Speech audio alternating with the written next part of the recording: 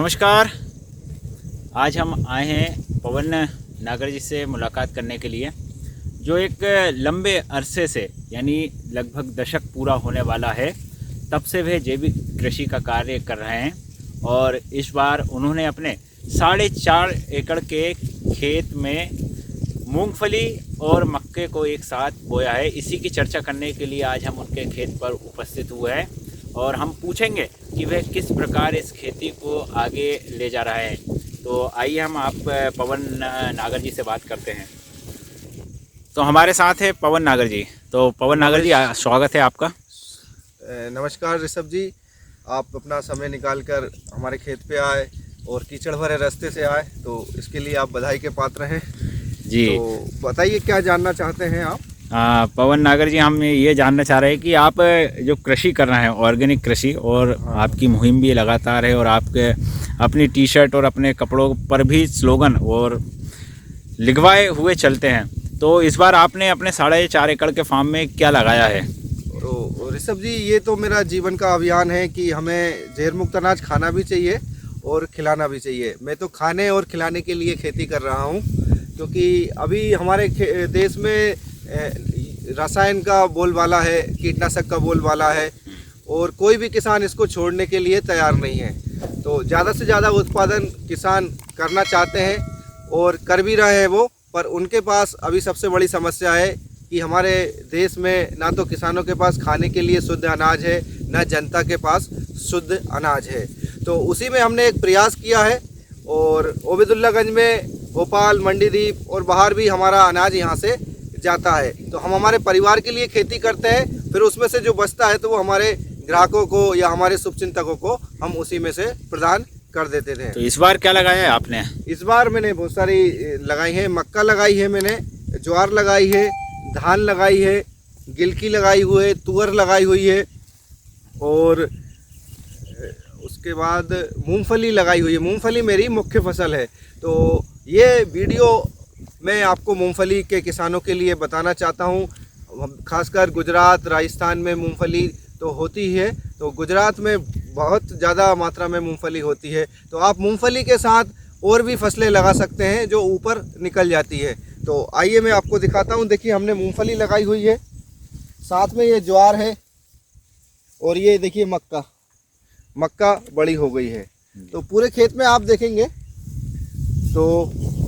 तो आपका बेसिकली ये आइडिया ये है कि मतलब मूंगफली यानी नीचे रह जाती है, ज़मीन के नीचे। हाँ। और जो फसल है यानी मूंगफली के पेड़ से यानी ऊपर निकल जाए। हाँ। तो उसको भी संयुक्त रूप से कर सकते हैं। बिल्कुल बिल्कुल, आप उसमें 2, 3, 4, 5 किलो आप मूंगफली में अगर मक्का ज्वार मिला देंगे जी, तो वो भी आपके साथ हो जाएगी। तो ये दूर दूर भी हो जाएगी, तो उससे ग्रोथ भी अच्छी होती है। वो देखेंगे सामने आप, तो इधर देखिए मक्का ये जी। तो साथियों, आपको दिखा रहे हैं, आप देख पा रहे हैं कि मूंगफली के साथ मक्का, बाजरा और ज्वार भी इसमें लगाया गया है। तो उनका आइडिया यही है कि आप देखिए मूंगफली का ये पौधा नीचे है और इसके ऊपर मक्का आ गया है। तो जमीन का उपयोग, तो ये मूंगफली है, हाँ, और ये मक्का आ गई है। तो एक साथ हमको 2 फसलें मिल जाएंगी, तो जमीन का रकबा उतना ही रहेगा। हाँ। तो मूंगफली हमारी मुख्य फसल हो जाएगी। सह फसल के रूप में हमने मक्का और ज्वार को लगाया हुआ है। और इसकी दूसरी खासियत ये है कि आप देख सकते हैं, इधर देखिए, इसमें कोई भी केमिकल का हमने यूज़ नहीं किया है। यूरिया, DAP का हमने यूज़ नहीं किया हुआ है, कोई भी केमिकल दवाई का हमने यूज़ नहीं किया है। और हमारी आप मिट्टी देख सकते हैं यहाँ पे, ये देखिए हमारी मिट्टी, हाँ, बिल्कुल भी तो बिल्कुल रेत की तरह भुरभुरी है। हाँ, तो ये मिट्टी ऐसी हो जाती है। अगर आप रसायन नहीं डालेंगे अपने खेत में तो आपकी मिट्टी बिल्कुल नरम हो जाएगी। तो ये हमारी देश की मिट्टी है, तो हमें हमारी देश की मिट्टी में कोई भी केमिकल, कोई भी रसायन मिलाने की ज़रूरत नहीं है। ये वैसे ही बहुत उपजाऊ मिट्टी है, हमारे देश की बहुत उपजाऊ मिट्टी है। और यहाँ सालों, हज़ारों सालों से खेती हो रही है। जब दवाइयाँ नहीं थी तब भी खेती यहाँ पर होती थी, अच्छी होती थी और कोई बीमारियाँ भी नहीं थी। तो अब जो रसायन अब डलने लगा है, हमारे देश में किसानों ने डालने लगा है, तो बहुत सारी नाना प्रकार की बीमारियां आ गई है। और अब हमारी सरकार भी जैविक खेती की तरफ रुझान रख रही है और उसको भी प्रोत्साहन दे रही है। तो हमने उससे पहले ही ये शुरुआत कर दी है। तो आपको तो काफ़ी लंबा समय हो चुका है और क्षेत्र में भी अब आपको लोग कृषि में परिवर्तन करने के लिए जानते हैं और ये आपका कई हद तक आपका उद्देश्य लोगों के बीच में जा रहा है और पहुंच भी चुका है। तो आपको क्या लगता है कि मतलब इस प्रकार की फसलों का उत्पादन किसान कर सकते हैं? बिल्कुल बिल्कुल कर सकते हैं। मेरा तो उन किसानों से निवेदन है कि अपने परिवार के लिए कम से कम 1 एकड़ में बहुत सारी फसलें लगाएं। वो थोड़ा थोड़ा घर की ज़रूरत की चीज़ें लगाएं। वो जो भी वो खाते हो तो 1 एकड़ में थोड़े थोड़े हिस्से में लगा सकते हैं। वो 3-3 हज़ार 4-4 हज़ार स्क्वायर फीट में थोड़ी थोड़ी जगह लगा सकते हैं। पर इसमें क्या होगा कि हमको मेहनत बहुत ज़्यादा करनी पड़ती है। हाँ, तो ये मुझे लग ही रहा है कि हाँ, क्योंकि खेती मेहनत का ही काम है। और आजकल के जो युवा किसान हैं या किसान भाई हैं वो टेक्नोलॉजी पे आधारित खेती कर रहे हैं, तो उसके साथ तो और अच्छी हो जाएगी। पर क्या होता है कि जब सुविधा आती है तो व्यक्ति आलसी हो जाता है।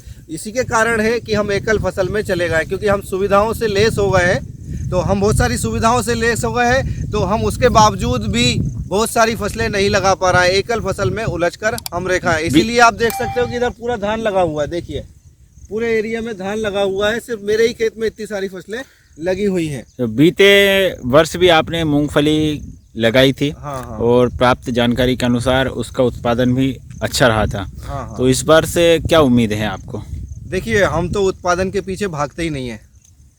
हमने तो लगाई है खाने और खिलाने के लिए, और इसमें हम मेहनत कर रहे हैं। अब लगाई है तो उत्पादित तो होगी। वो प्रकृति हमें जितना दे देगी हम उसमें संतुष्ट रहेंगे। हम ज़्यादा कम की बात ही नहीं करते कि ज़्यादा देगी या कम देगी। हमारा घर का परिवार का खर्चा चल रहा है, हमें खाने को चीज़ें मिल रही, और क्या चाहिए।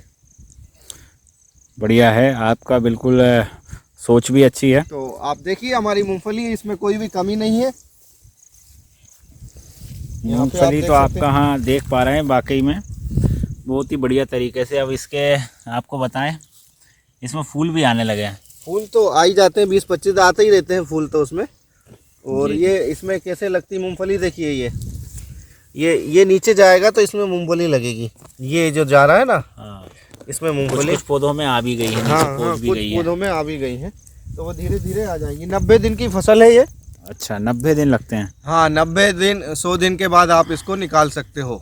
तो कम अवधि की फसल है, लागत ज़्यादा है नहीं है। सिर्फ लागत इसमें मेहनत है, कचरा वगैरह निकालना है। क्योंकि हम कचरा मार दवाई का इस्तेमाल नहीं करते, तो हाथ से कचरा निकालना पड़ता है। तो आप देख ही रहे हैं अभी हाथ से कचरा हमने निकाला हुआ है। और ये हाँ, ये गट्ठे बने रखे हैं आपके। हाँ, खाली जगह में हमने रख दिया गया है।